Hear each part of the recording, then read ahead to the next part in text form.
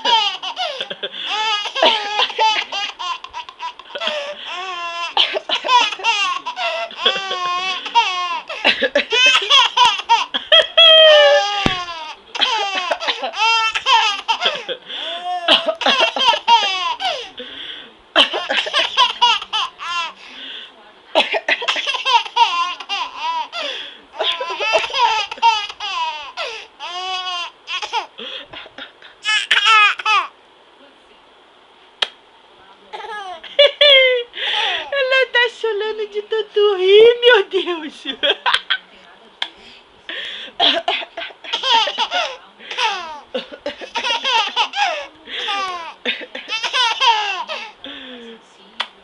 E cadê a mão de mamãe? Cadê a mão de mamãe? Cadê a mão de mamãe? Não, mas diante do desejo da mulher, eu não tenho problema. Se ela não quiser também,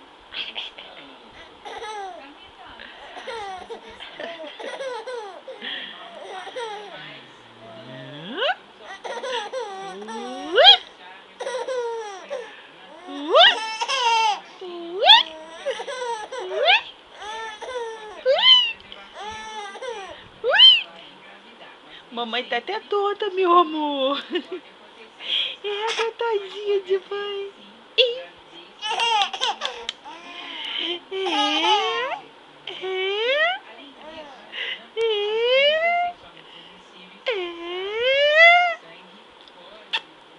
Saindo lágrimas dos olhinhos da gostosa de tanto rir.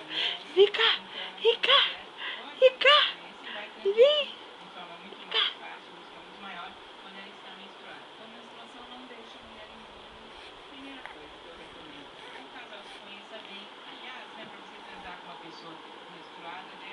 Deve haver alguma intimidade, é necessário que ambos estejam já juntos há algum tempo, que se conheçam e que tenham... Olha como o Dudinha já está no berço. Porque é um acordo entre eles e também tentar uma gravidez. Saúde!